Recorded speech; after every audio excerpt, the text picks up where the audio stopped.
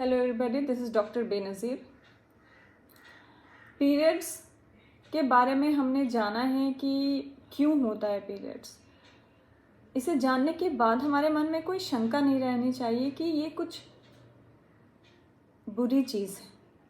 ये एक फीमेल की, एक नारी की नॉर्मल नेचुरल साइकिल होती है जो बॉडी फंक्शनिंग के लिए, रिप्रोडक्टिव फंक्शनिंग के लिए ये ज़रूरी है। तो फिर भी आज के ज़माने में, स्पेशली इंडियन सोसाइटी में, अभी भी पीरियड्स के डिस्कशन को एक टाबू टॉपिक माना जाता है। फ्रैंक डिस्कशन, इनफॉर्मल डिस्कशन नहीं होते हैं। तो बच्चियों को इसके बारे में जानकारी नहीं होती है और पहली बार जब उन्हें पीरियड्स होता है तो वो घबराई हुई रहती है, उनको मैनेज करना नहीं आता है। तो ये जिम्मेदारी हम बड़ों की है कि हम उन्हें इस बारे में अवेयर कराएं, क्यों होता है पीरियड्स, कैसे मैनेज करना चाहिए, क्या यूज़ करना चाहिए, साफ़ सफाई कैसे रखनी चाहिए। जिम्मेदारी बड़ों की है। तो इस अवेयरनेस की ज़रूरत बहुत है इंडियन सोसाइटी में स्पेशली। आज हम जानेंगे इस वीडियो में कि पीरियड्स के दौरान सफाई कैसे रखें, क्या यूज़ करना चाहिए, पीरियड्स के सामान को कैसे डिस्कार्ड करना चाहिए, क्या प्रॉब्लम्स हो सकती है अगर हम साफ़ सफाई नहीं रखेंगे।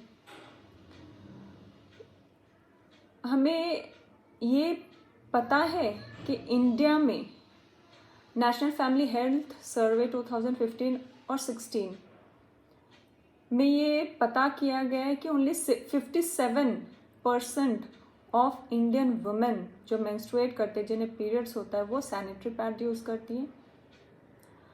एक अलग सर्वे ने ये पता किया है कि रूरल एरियाज़ में, मतलब गांव वगैरह में जहाँ डेवलपमेंट बहुत ज़्यादा नहीं है, वहाँ पे less than 20% of menstruating women sanitary napkins use करती हैं। हाँ, इवन अर्बन एरियाज़ में 50 to 52% ही लोग सैनिटरी नैपकिन्स यूज़ करते हैं।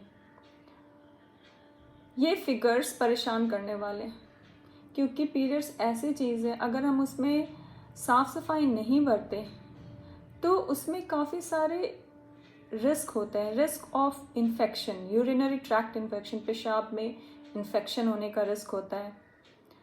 रिप्रोडक्टिव ट्रैक्ट इन्फेक्शन, हमारी जो बच्चेदानी है, यूट्रस है, वजाइना है, ये सारे एरियाज़ में भी अनहाइजीन प्रैक्टिसेस के लिए गंदगी के वजह से इन्फेक्शन हो सकती है। कैंसर सर्विक्स भी कॉमन है और ये देखा गया है कि रूरल एरिया में ये ज़्यादा कॉमन है, क्योंकि वहाँ पे हाइजीन रखना बहुत ही मुश्किल हो जाता है। एक, आपके पास टॉयलेट्स बहुत कम होते हैं वहाँ पे, प्लस ओवर क्राउडेड होते हैं, अनहाइजीनिक एरियाज़ होती है, वाटर कलेक्शन होता है, सैनिटरी नैपकिन्स की अवेलेबिलिटी नहीं होती है, कपड़े यूज़ करते हैं। ये सब बहुत सारे वजह हैं जिसके वजह से रूरल एरियाज़ में इन्फेक्शंस, कैंसर सर्विक्स ज़्यादा पाया गया। तो इवन अनहाइजीनिक प्रैक्टिसेस के वजह से कैंसर सर्विक्स भी बहुत कॉमन है। फंगल इन्फेक्शन कॉमन है, इचिंग, डिस्चार्ज, जो वाइट डिस्चार्ज लेकर आते हैं, बहुत ज़्यादा गीलेपन से ये सब हो सकता है। तो हमारे पास क्या ऑप्शंस है पीरियड्स के दौरान यूज़ करने के लिए? एक तो सैनिटरी पैड्स हो गए, टैम्पॉन्स हो गए, और रिसेंटली अभी मेंस्ट्रुअल कप काफ़ी लोग यूज़ कर रहे हैं। सैनिटरी नैपकिन्स में अब कोशिश करना चाहिए कि कपड़ा ना इस्तेमाल करें। अगर आप बहुत मजबूर हैं, अगर कपड़ा आप यूज़ कर रहे हैं, तो इस बात के ज़रूर ध्यान रखें कि उसे क्लीन बहुत ही अच्छे से होना चाहिए और सन में, खुले धूप में सुखाना चाहिए, ना कि आप किसी डिंजी एरिया में छिपा के उसे सुखाएं। ऐसे में इन्फेक्शन के चांसेस बहुत बढ़ जाएंगे, और क्योंकि साफ़ करने की में भी बहुत मेस होता है और क्लीन उतने अच्छे से हो नहीं पाता है, इसीलिए एक बार अगर आप किसी कपड़े को यूज़ करते हैं तो हो सके तो उसे डिस्कार्ड करें और नेक्स्ट टाइम फिर न्यू और साफ कपड़ा यूज़ करें। कपड़ा से भी बहुत बेटर ऑप्शन आपके पास सैनिटरी नैपकिन्स है। सैनिटरी नैपकिन्स ईज़िली अवेलेबल है। हाँ, कुछ लोग अफोर्ड नहीं कर सकते, लेकिन उनके लिए गवर्नमेंट के तरफ से भी नेशनल हेल्थ मिशन की ओर से काफ़ी किफ़ायत दाम में आपको ये अवेलेबल करवाने की योजना स्टार्ट हो चुकी है।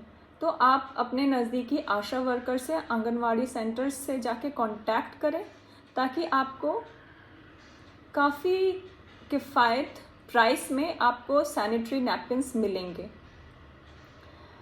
सैनिटरी नैपकिन्स को जब हैवी पीरियड्स होते हैं फर्स्ट फ्यू डेज़ में, तो थोड़ा फ्रीक्वेंटली चेंज करना चाहिए, हर 2 to 3 आवर्स में। और इवन अगर आपको फ्लो कम होने लगा है तो भी आप एवरी 4 to 5 आवर्स में इसे प्लीज़ चेंज कर लें, क्योंकि ब्लड एक बहुत अच्छा कल्चर मीडिया होता है जिसमें बैक्टीरिया ग्रो कर सकता है। टैम्पन्स भी, जो टैम्पन्स यूज़ करते हैं उसे भी ज़रूर से 4 to 6 आवर्स से ज़्यादा नहीं यूज़ करें। टैम्पन से बहुत बड़ी प्रॉब्लम हो सकती है। पहले काफ़ी सालों पहले ही बहुत सुपर एब्जॉर्बेबल जो टैम्पन्स हुआ करते थे, उसके वजह से एक सीरियस बीमारी सामने आई थी, टॉक्सिक शॉक सिंड्रोम। तो टैम्पन्स को अगर आप यूज़ करते हैं तो हर 4 to 6 आवर्स में उसे चेंज करना ना भूलें। ज़्यादा देर रखने से इन्फेक्शंस के अलावा ये एक सीवियर बीमारी की भी रिस्क होती है। और इसे डिस्कार्ड करने का एक तरीका ये है कि आप उसे न्यूज़पेपर में रैप करें और उसे डस्टबिन में फेंकें। मेंस्ट्रुअल कप बहुत ही आजकल एक्सेप्टेबल और आसान तरीका हो गया है यूज़ करने का। काफ़ी ज़्यादा अवेयरनेस बढ़ गई है इसमें। ये है रीयूजेबल है, सिलिकॉन से बना हुआ होता है, तो इसमें कलेक्शन ऑफ ब्लड ज़्यादा आसानी से होता है। आपको डिस्कार्ड करने की परेशानी नहीं होती है। बस जो ब्लड कलेक्ट हुआ है उसे आपके टॉयलेट में फ्लश कर दें और फिर से उस कप को अच्छे से वॉश कर लें, ड्राई कर लें और फिर उसको दोबारा इंसर्ट करें। कभी भी इंसर्ट करने से पहले, चाहे वो टैम्पॉन हो या मेंस्ट्रुअल कप हो, अपने हाथ को अच्छे से वॉश करें, उसके बाद ही ये इंसर्ट करें। मेंस्ट्रुअल कप को भी 6 to 8 आवर्स से ज़्यादा नहीं रखना चाहिए। सावधानी से उसे निकालकर उसके ब्लड को डिस्कार्ड कर दें। इंडिया में बहुत अवेयरनेस की ज़रूरत है। आपको अगर कहीं पे भी पता है जहाँ पे अनअवेयर है लोग, जहाँ पे हाइजीनिक प्रैक्टिसेस नहीं चल रही है, सैनिटरी नैपकिन्स अवेलेबल नहीं है, तो प्लीज़ उनकी मदद करें, उन्हें जानकारी दें, साफ़ सफाई रखने की जानकारी दें। हमें अपने प्राइवेट एरियाज़ की, जैसे वजाइना,